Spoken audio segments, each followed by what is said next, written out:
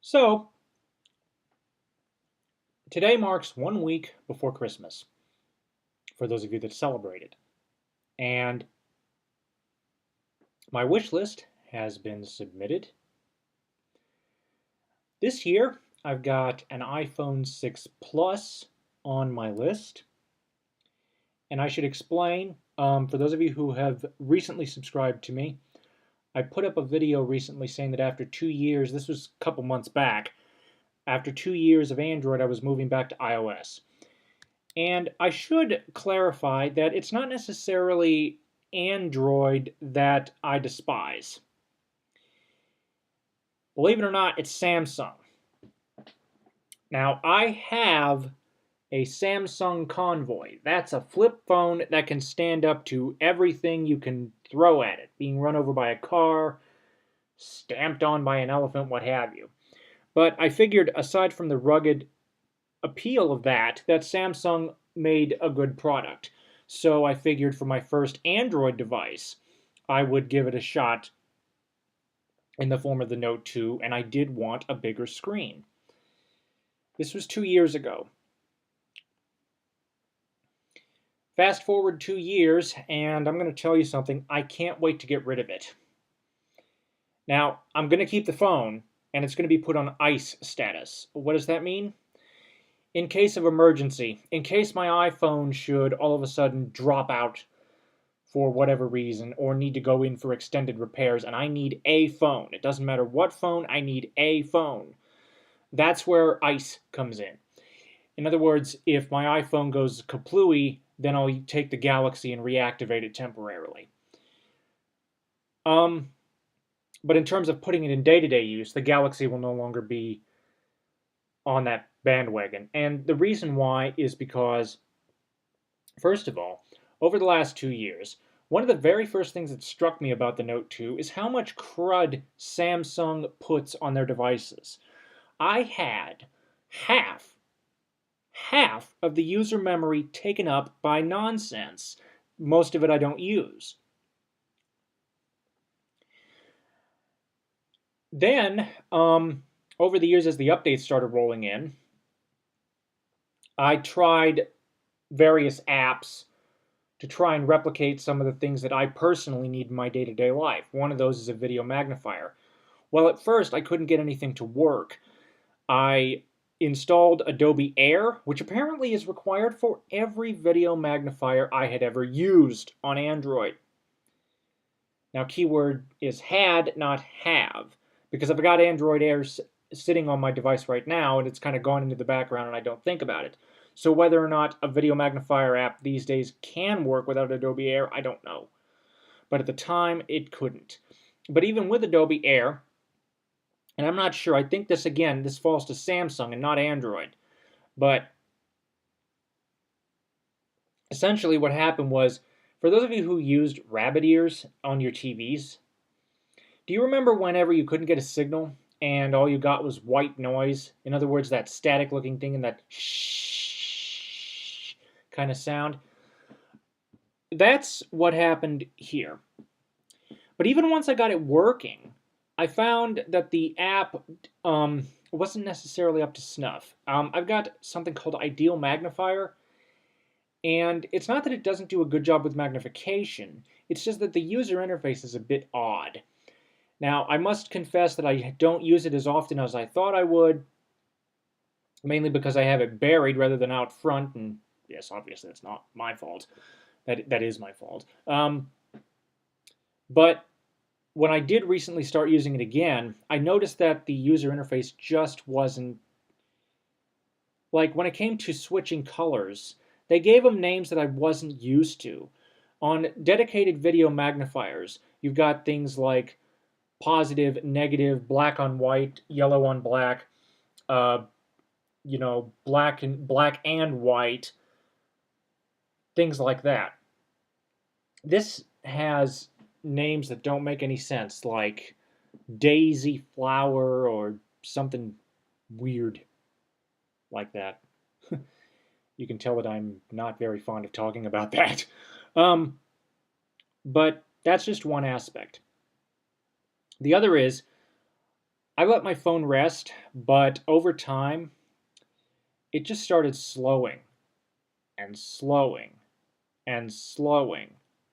At this point, it's not uncommon for the device to be bogged down even with regular tasks. YouTube videos, for instance, the one you're watching right now. Uh, On home Wi-Fi, the device struggles during the first 5 seconds of any video. It stops and buffers.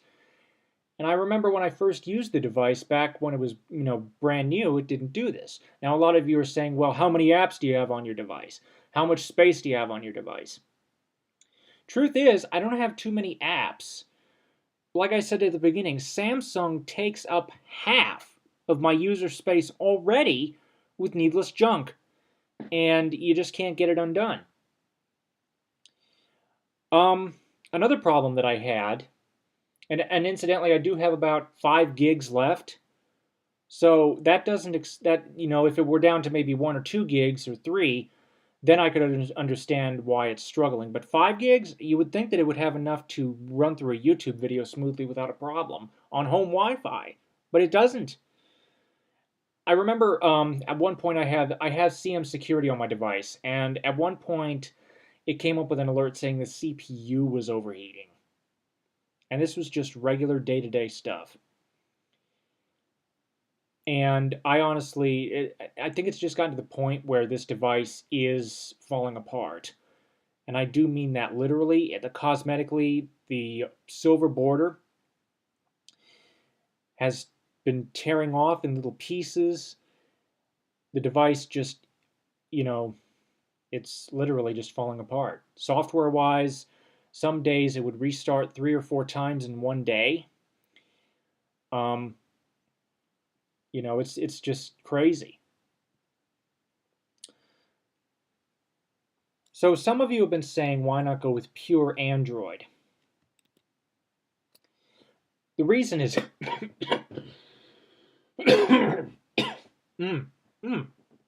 oh, my apologies, excuse me.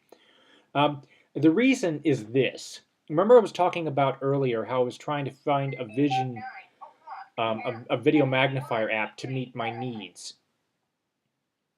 Well, iOS has one in the form of Vision Assist. It's $4, and from what I've seen in the videos, it can totally and completely replace the Pebble video magnifier that I have. Excuse me, which is one of the things that I've been looking at for a long time. The Pebble is a wonderful tool, and it's honestly, there's nothing wrong with the device itself. It's just it's a design flaw. It's bulky.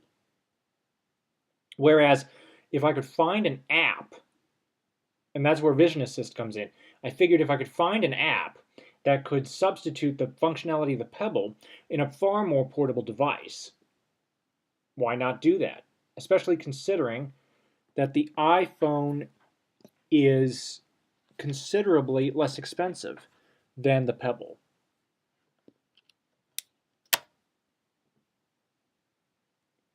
And I think that we might, the key word is might, because the bulk of people that do need this software, they're not young like I am. They are older baby boomer generations, people from the baby boomer generation.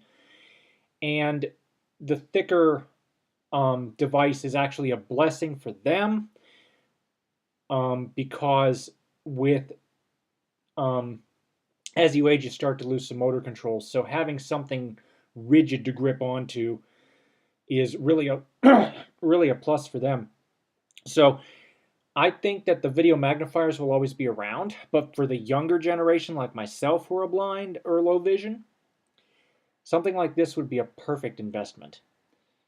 Furthermore, Android's fragmentation has led to a problem with accessibility. Now, it is there, but in my experience, iOS has just been a smoother experience, and you're more likely to get an app that would meet your needs on iOS than Android. And it's not it's not the developer's fault. I'm sure a lot of people would like to push for Android, for apps for Android. For instance, I have a digital talking book player app for the iPad and will be on the iPhone that is a replacement for the hardware player given to me by the National Library Service. Um, there have been rumors about this coming out for Android, and they've said that it is coming. When it was originally released a couple years ago, they said it was going to be a couple months after that. Then it got pushed back and pushed back and pushed back, and I have not heard anything since. And it's not the developer's fault. It has to do with the fragmentation of Android, not just in the software, but on the hardware. Going back to my rant against Samsung, on the newer devices, the Samsung Galaxy Note 4, I would activate the TalkBack screen reader. And the TalkBack screen reader won't even recognize some of Samsung's own built-in widgets. I mean, it will, but if you tried like the music player widget, for example, where's the play button? Visually speaking, it's there, but it's not labeled. So somebody who's a screen reader user, no such luck. And also, there's a screen magnifier on the Samsung and on iOS, but I think the absolute minimum to make that magnifier even remotely useful for extended use is 7 inches and definitely the full-sized iPad. Because even with the iPhone 6 Plus, this magnifier obscures most of the screen, and it's kind of like if I zoom in here, you see how little view you get. So take a look, Safari File Edit View. So I'm going to zoom out. You notice how little screen real estate you actually get when you're zoomed in? Same thing is true with iOS, depending on what your needs are.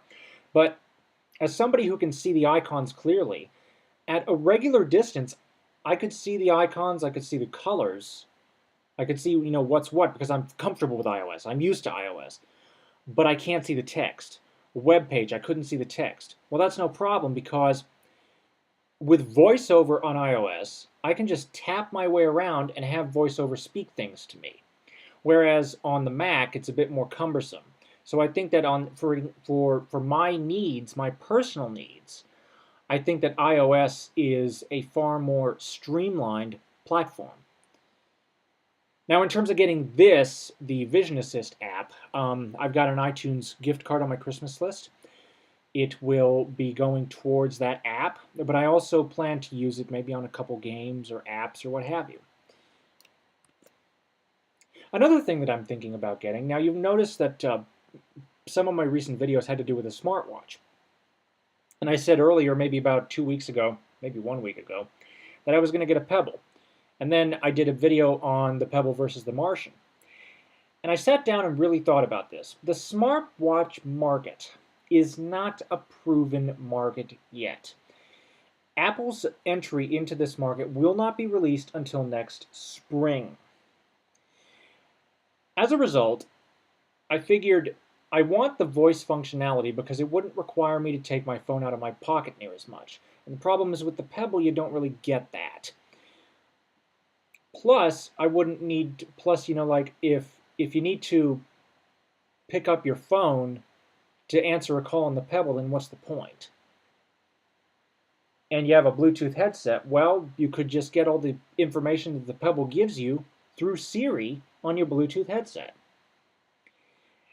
And that's when I got the idea to look into what you see before you. This is a BEM, B-E-M, and I'm pronouncing it with the A on the E because I'm assuming it's German or some other. Because of the line above the E, I'm assuming that it's definitely a foreign name. Anyway, the wireless speaker, wrist speaker. Think about it like this. I don't have to worry about visual text. All I have to do is utilize this speaker as the smartwatch. And how's that? Like I was saying before, Siri. This little speaker band, you double press on the center button at the 3 o'clock position, and anything Siri can do, you can do with this. So in essence, think about it in those terms. You put those together. You put Siri and the speaker band together, and I get a talking global smartwatch. I get time. I get the date. I get emails. I get the ability to check what the weather's going to be like in the next hour without having to worry about losing a Bluetooth headset and without having to worry about seeing a small screen. It's completely audibly driven. It's just a wonderful, and you know, it's like smartwatch, not a proven market. Why not try and see whether or not you would actually want something like this? This little speaker's $40, which, given what I plan to use it for, which is as an audible smartwatch, excuse me, thanks to Siri, you see where I'm going? Win-win. The only downside is that it's not water resistant. But there was another one called the Jams, and I think that one was meant more for the rugged lifestyle. The problem was, number one, it looked weird. Number two, I'm not sure if it had a microphone and could handle the same duties as the BAME wrist speaker band. And finally, the final item on my list is the Spigen Ultra Hybrid case. Originally, I wanted to go with the Tough Armor case, but I decided, because I figured that Spigen, from what I've seen in the videos, was a good name. But given that the iPhone 6 is already big enough as it is, it's about an inch taller. Maybe, I'm sorry, not an inch. I think maybe a quarter of an inch. Quarter of an inch taller than my Galaxy Note 2. Otherwise, the dimensions are pretty much the same, aside from the iPhone 6 Plus being thinner. This case would bring it up to the thickness of the Galaxy Note 2 and give it protection without it being overly burdening on my pocket. So now you know the main reasons for why I'm switching back to iOS. I basically said in a previous video that I would, but I never really elaborated on the true reasons. And now you've had a look at my wish list. What do you guys think? Thank you for watching. Comments are welcome, and have a nice day.